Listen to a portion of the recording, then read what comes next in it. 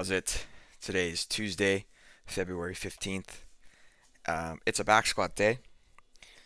Yesterday was Valentine's Day. At the restaurant, it was pretty crazy. There's a lot of things going on.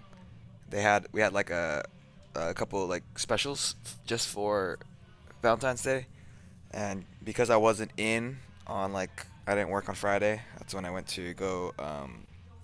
I went and to eat with my family. I didn't know what the specials were, kind of. But yeah, Valentine's Day was it was a lot of things going on at the restaurant. Um, but we're not here to talk about that. It is a back squat day. I am trying to push 5 by 5.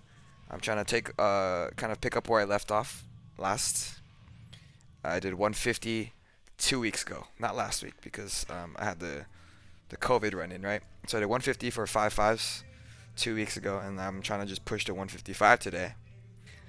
I had it in my head that if everything felt well, I would try. If everything felt good, I would try 155 for 5 5s. But I knew that if it did not feel perfect, there's no way on earth I would be able to even do one set of five at 155 today. So the kind of trade-off was just to drop down to sets of three, and then do 3 sets of 5, 10% below that. So that would be, I think, exactly 140, maybe 139.5, whatever. But that is that is what I ended up doing today. Um, so this 140, and then that's my last warm up. So 150 here, or 155, pardon me. A little bit harder than I wanted it to be. So I at this point in the workout, like after the first rep, that's kind of essentially when I decided I would do I would do a set of three. Um, no point before that did I think that I was gonna have to resort to dropping down to sets of three, or a set, pardon me, a top set of three. Um, but it is what I did, and I'm really happy that I did because now it feels like I can still progress. 140 for 3 sets of 5 is challenging enough after my top set to be a weight, like to be like a working weight, you know. Whereas like I was doing 140 for 5 5s. So 2 weeks ago was 150. Then 2 weeks before that was 140 for 5 5. So that's 1 month ago I was doing 140 for 5 5s alone. But now that I'm doing 140 for 3 5s, after my top triple, I think that it gives me a little bit of push on intensity and still keeps my volume relatively close. It's definitely not as much, like 5 5s is 25 reps at that plain weight.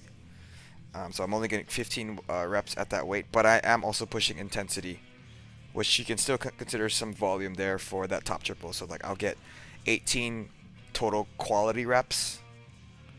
And like and on blah, blah, blah, blah. I can't talk right now.